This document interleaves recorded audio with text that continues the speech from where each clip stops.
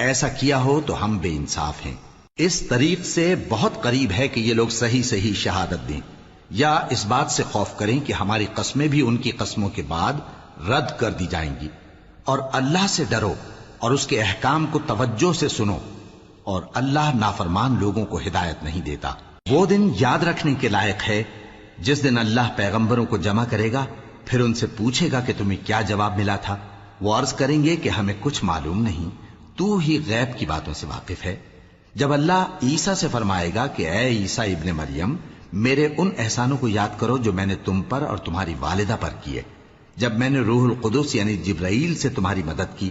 تم گود میں اور جوان ہو کر بھی ایک ہی نسق پر لوگوں سے گفتگو کرتے تھے، اور جب میں نے تم کو کتاب اور دانائی اور تورات اور انجیل سکھائی، اور جب تم میرے حکم سے مٹی کے پرندے کی شکل بناتے پھر اس میں پھونک مار دیتے تھے تو وہ میرے حکم سے سچ مچ کا پرندہ بن جاتا تھا، اور پیدائشی اندھے کو اور برس کی بیماری والے کو میرے حکم سے اچھا کر دیتے تھے، اور مردوں کو زندہ کر کے قبر سے نکال کھڑا کرتے تھے۔ اور جب میں نے بنی اسرائیل کے ہاتھوں کو تم سے روک دیا، جب تم ان کے پاس کھلے ہوئے نشان لے کر آئے، تو جو ان میں سے کافر تھے کہنے لگے کہ یہ تو کھلا جادو ہے۔ اور جب میں نے حواریوں کی طرف حکم بھیجا کہ مجھ پر اور میرے پیغمبر پر ایمان لاؤ،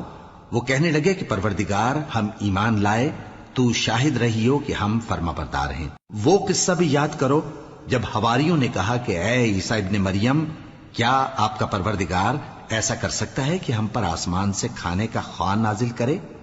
فرمایا، اگر ایمان رکھتے ہو تو اللہ سے ڈرو۔ وہ بولے کہ ہماری یہ خواہش ہے کہ ہم اس میں سے کھائیں اور ہمارے دل تسلی پائیں، اور ہم جان لیں کہ آپ نے ہم سے سچ کہا ہے، اور ہم اس خوان کے نزول پر گواہ رہیں۔ تب عیسیٰ ابن مریم نے دعا کی کہ اے ہمارے پروردگار، ہم پر آسمان سے خوان نازل فرما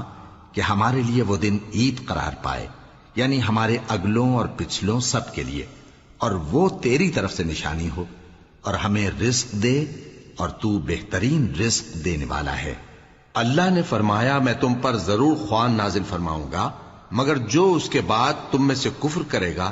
اسے ایسا عذاب دوں گا کہ اہل عالم میں کسی کو ایسا عذاب نہ دوں گا۔ اور اس وقت کو بھی یاد رکھو جب اللہ فرمائے گا کہ اے عیسیٰ ابن مریم،